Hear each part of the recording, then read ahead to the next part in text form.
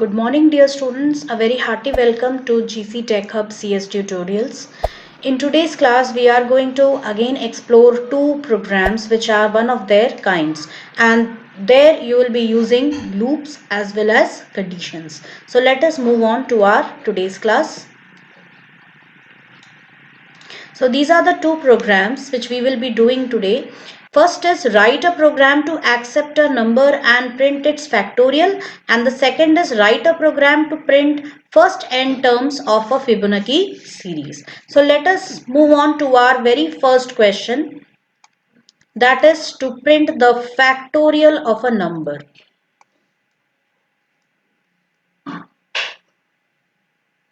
Now, what is the factorial of a number? The factorial of a number n is represented with this sign, or also it is represented by this sign, and it is actually the product of all numbers from n up to 1.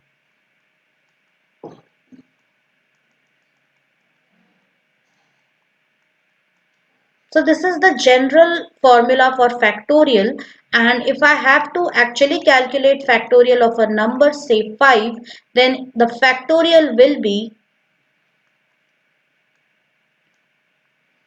5 into 4 into 3 into 2 into 1, which is equal to 120. So that is a product of all the numbers from 5 to 1. So this is what it is, a product of all natural numbers starting from the number n and reaching up to the number 1. So either we can move in the reverse direction or we can move in the forward direction. I will be teaching you both of them. So in this question, first of all, we need to figure out the logic. Now, when it comes to logic, first let's see what input this program needs. So the input which the program needs is a given number, that is n. The processing will be the logic which we are going to apply here, and the output is going to be the factorial of this number. Now, what should be the logic of this program? You can see that there are numbers starting from 1 to n or n to 1. So, we can do it in two ways. In the first ways, we can take a loop control variable I and we can start it from 1 and vary it from 1 to n. And in the second way, we can start I from n and we can vary it from n to 1.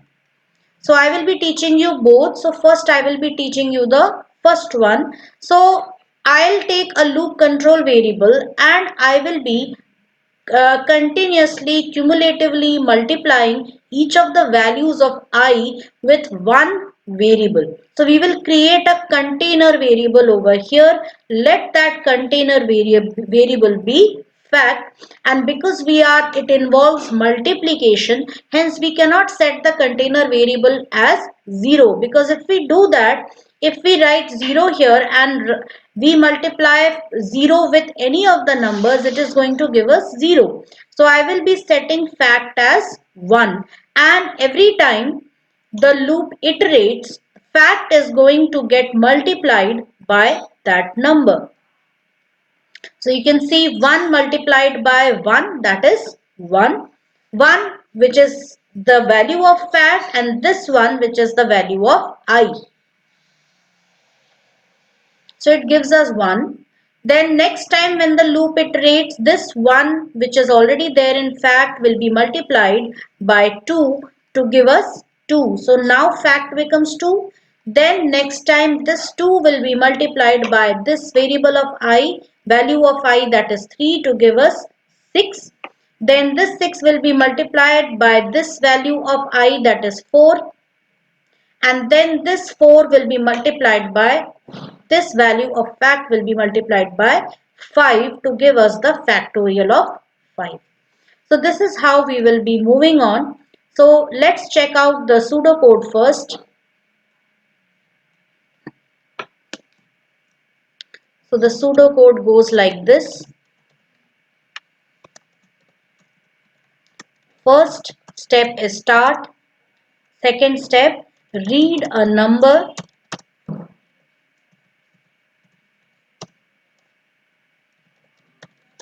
N.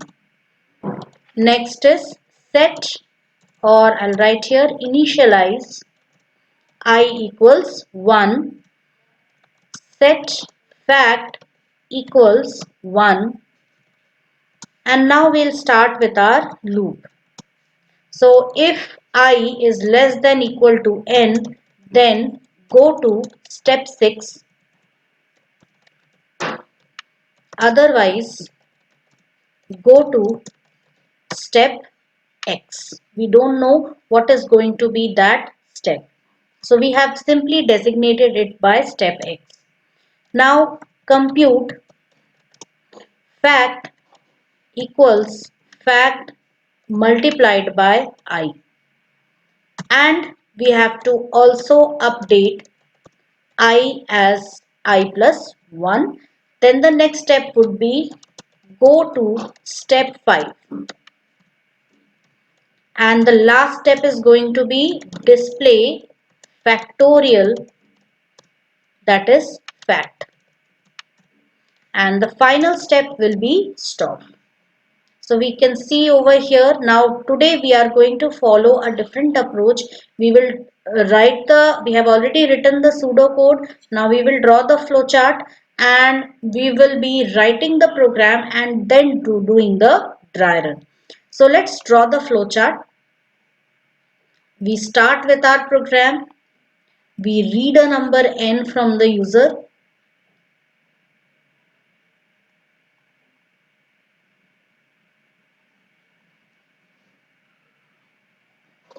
We initialize certain values, so we will be writing I equals 1 and fact also equals 1.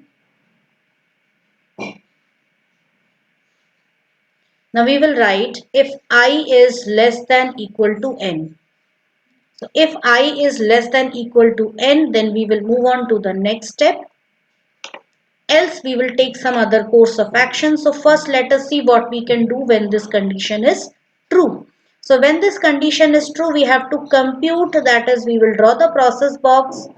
Fact equals fact multiplied by I. And then we are going to we are going to update the value of I. So we will write I equals I plus 1 and our control will go back to the loop and it will continue till I is less than equal to n. And when this condition is false, the program control will exit or terminate the loop. It will come out of the loop body and it will print the factorial.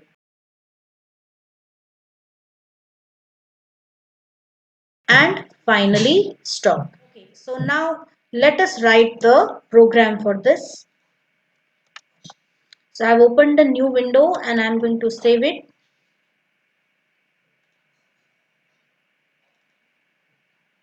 Let's save it with the name factorial.py and now let's write the code.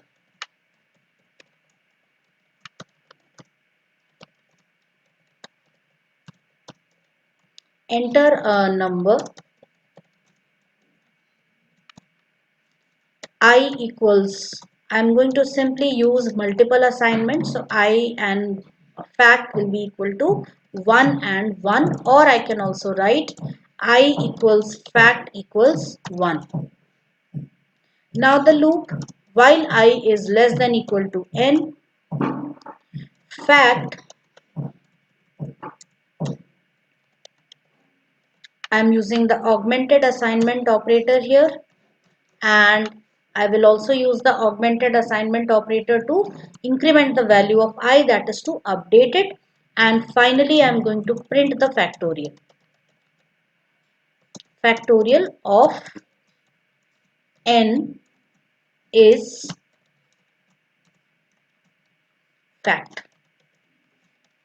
Let's run the program and see. So if I enter 5, the factorial is 120. If I enter 6, its factorial is 720. And If I go on increasing the value, you will keep on getting a larger number. Let's do its dry run and see how it works.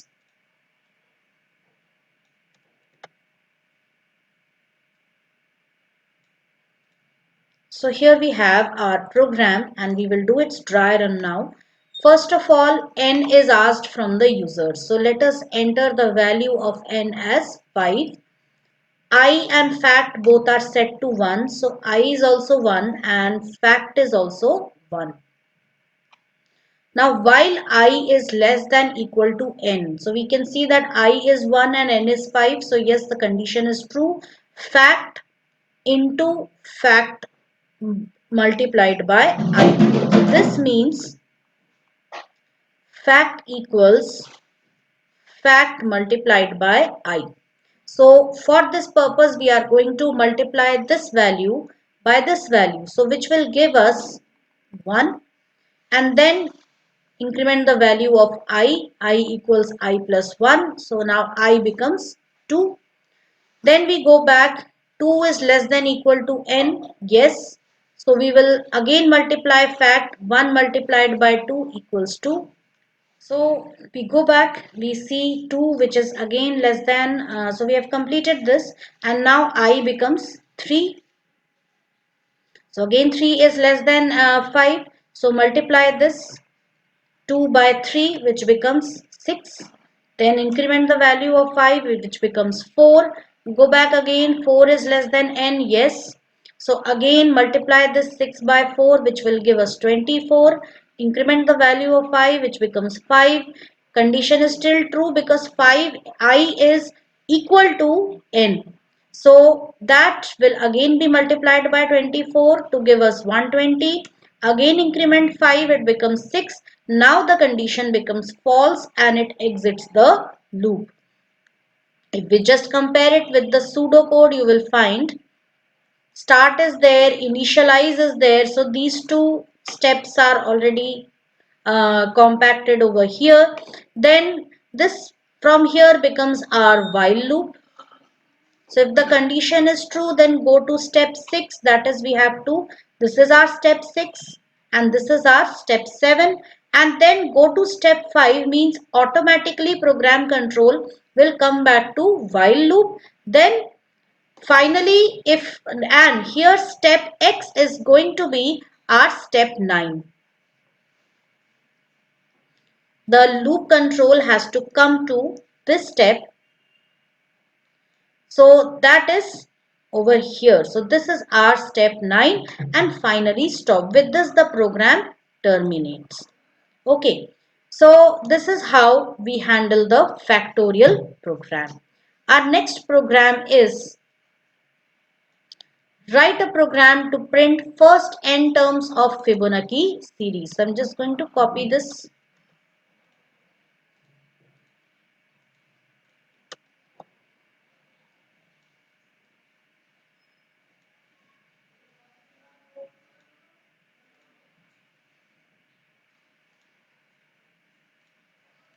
So here we are. Our next program is write a program to print first n terms of Fibonacci series. Now what is Fibonacci series? Fibonacci series consists of terms which are like this. First two terms are already fixed, that is 0 and 1, and then all other terms are the sums of the previous two terms. So the third term is a sum of the first two terms, that is 0 plus 1, that is this 0 and 1. Then the fourth term will be a sum of 1 and 1. So that would be equal to 2. Then the fifth term would be a sum of the third and the fourth term and so on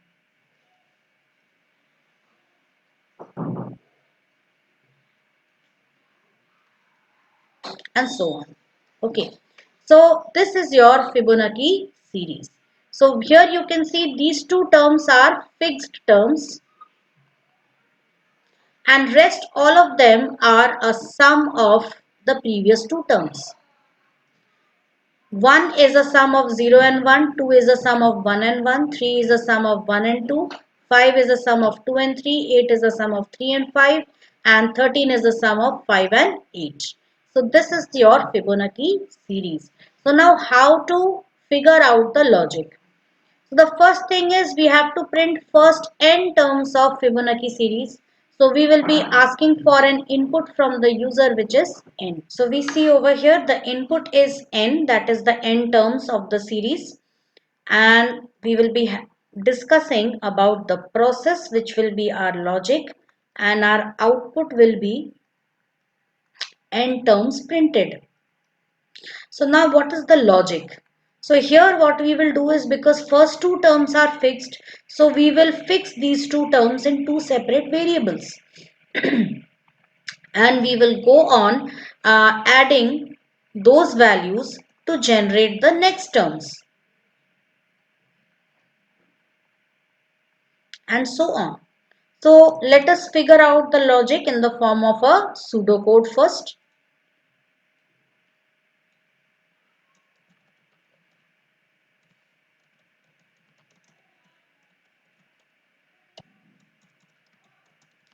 So first step is start. Second step is we will be first asking for n from the user. Read number of terms, that is n. Next is initialize a loop control variable. Initialize I as 1. Next is I am going to initialize two variables. I am going to fix two variables, x equals 0 and y equals 1. So what will happen is, when I set these two variables, these are the first two fixed terms of the series, so that I can now concentrate on generating the other terms. Now my problem here is, I'm going to write, if n is greater than equal to 1, then print x. Next is, if n is greater than equal to 2, then print y. Why? Because if suppose the user wants to print only one value, or user wants to print only two values, for that purpose we need to use this if condition. And for the next value, now the thing is, what actually happens over here is, if I have the first five terms, 0, 1, 1, 2, 3 and 5, out of which first two terms are already fixed. So we need to generate only the next four terms of the series. Got it? And hence for this purpose, okay, this is not first five terms, but this is the first six terms. So first two terms are fixed. We need to generate four more terms with the help of a loop.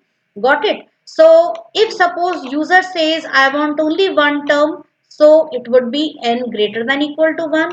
If user says user wants two terms, it will be n equal to 2. And if it is more than that, then we will come to the loop. So we will start the loop from the third term. So over here, I'm going to initialize I by 3, because I will start it from 3 and end it at n. So now my loop is going to be, if I is less than equal to n, then go to step 8. Otherwise, go to step x, and we will see what will be the value of x a little later. My step 8 is, I am going to take another variable, compute z equals x plus y. Next is print z. And next is, once I compute the sum of the previous two variables, I have to shift the value of x and y to the next two variables. That is, earlier this was x and this was y. So now I added x and y, which gave me z. So now I have to set this one as x and this z as y. so that next value generated could be z. So for this purpose, I will be simply swapping the values, that is x comma y equals y comma z. Whatever is y, that should become x, and whatever is z, that should become y. Then finally update expression, I equals I plus 1, and go to step 7. Next is 13th step, it is stop. And here we know which step we need to go, that is step number 13. So you can see very easily that this pseudocode, how it works. So let's do the dry run and see. First read end term. Suppose user gives term as 1. Initialize I as 3, yes. Set x as 0 and y as 1, yes, that is also there. If n is greater than equal to 1, so right now n is 1, which means that this condition is true. So print x, which is 0. Now next step is if n is greater than equal to 2, so this condition is false, and then this condition if I is less than equal to n, so I is right now 1, I is set to 3, which is less than equal to n, correct?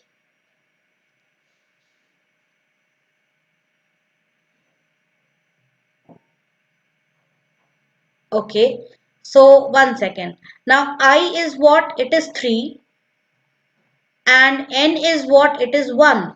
So is I less than equal to n? Answer is wrong. It is not. This condition is false. So we will simply go to step 13. Now if I set the value of n as 2, so this condition will be true. So x will be printed. This condition will be true. What will be printed? Y will be printed. And then we come to this condition. Now the value of n is 2 and I is 3. Still this condition is false. Again we go to stop because we have already displayed the first two terms of the series. Now the value of n, let us change it to 5. So now the value of n is 5, and we will be now doing the dry run. So we have I over here, okay, we have x over here, and we have y over here. The initial values are these. And the value of I is what? It is 3, and we will also take z, and right now the value of z is unknown. So if n is greater than equal to 1, yes, n is 5, so it is greater than equal to 1, so we will print 0. And if n is greater than equal to 2, yes, so we will print 1. Now if I is less than equal to n, so now I is 3 and n is 5, so yes, I is less than equal to n. This is correct. So we will get into step 8. Compute z equals x plus y. So now z becomes what? 0 plus 1, that is 1. Print z, so it becomes 1. And now swap the values. That is y becomes x and z becomes y. So that means x should be equal to y. So now x will be 1 and y will also be 1, which is z. Now update I equals I plus 1. So now if I update the value of I, so it would be what? It will be 4. Go to step 7. So I'll go back to step 7. If I is less than equal to n, so is 4 less than equal to n? Yes, we again go to step 8, compute z, which is equal to x plus y. So now what is x? It is 1, and what is y? It is also 1. So 1 plus 1, that is 2. And then swap the values. X equals y, which is it becomes 1, and y equals z, that is it becomes 2. Update I becomes 5. Again go back. Is 5 less than equal to 5? Yes. Again compute z, which will be what? X plus y. 1 plus 2, that is 3.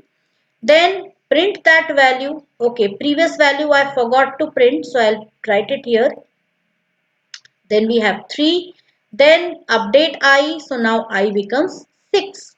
And we again go back and check, is 6 less than equal to n? Now the condition will be false and it will go to stop. That is step 13. So you can see the first 5 terms of the Fibonacci series.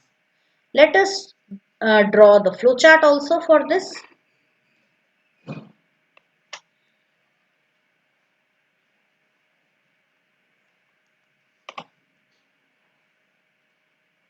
So we have start.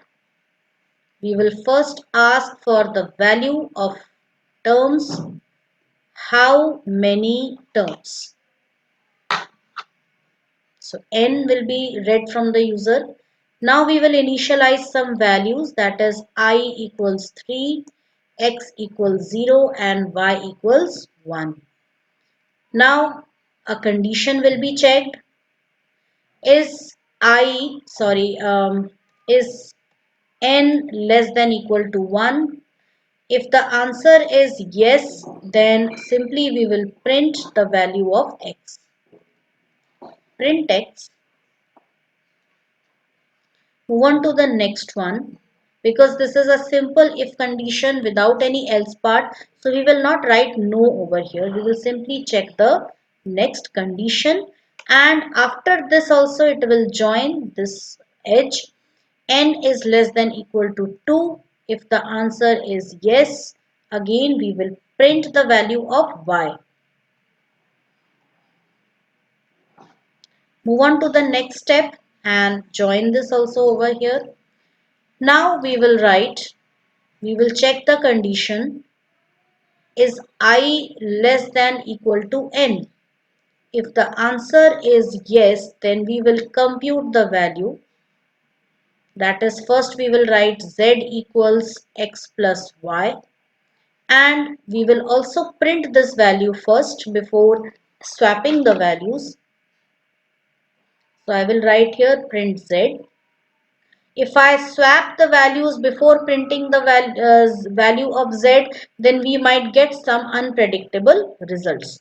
So now we will write here x equals y and y equals z, and also I equals I plus 1. So I have squeezed these three statements within the same process box. We go back again to check the condition. If it is true, the cycle continues. The moment it becomes false, we will just come out of the loop and terminate the program.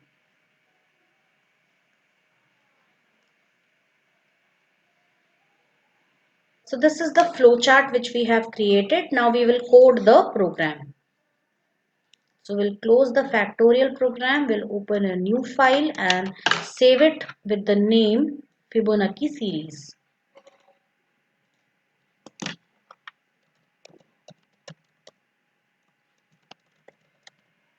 .py. So let's start with this program now. So we will first ask for the number of terms from the user.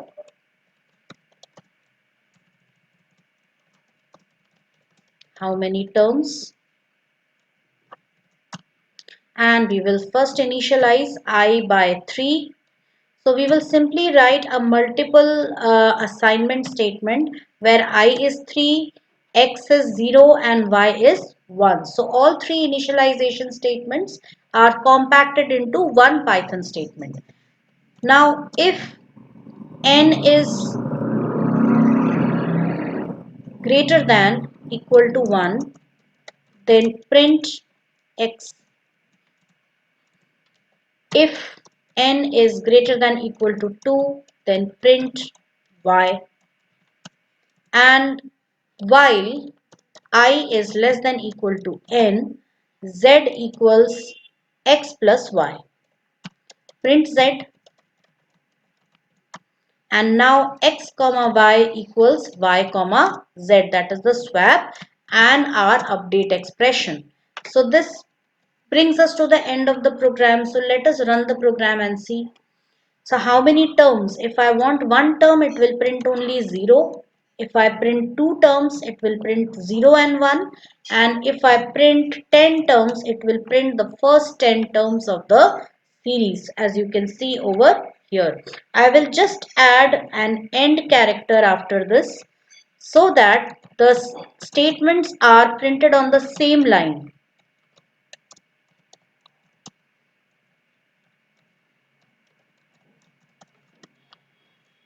And let's run it. Okay, there was some problem, that is I used the wrong quotation marks. 10, and you can see 10 terms, and if I give 20 it prints 20 terms, and the numbers go on increasing as you can see over here. So this is your Fibonacci series. Let us just match it up with our pseudocode.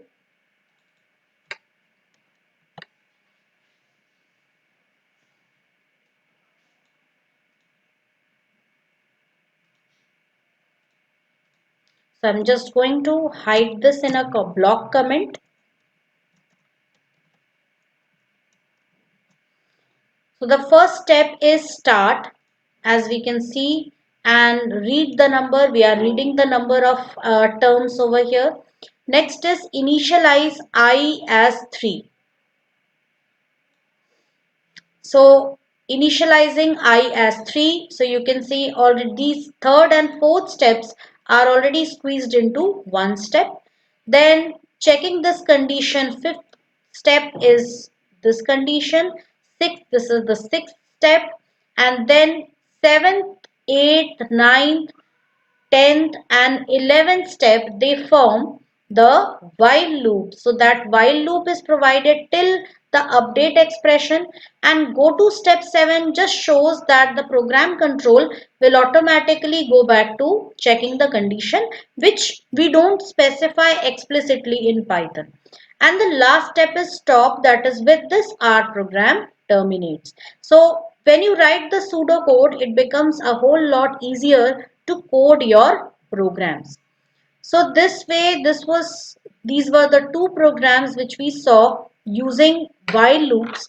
So please do practice them and try to first create a pseudocode, first write a pseudocode for any problem, and then draw the flowchart. Your problem solving will become a whole lot easier. So with this, I am signing off. We'll meet again in the next class. Thank you.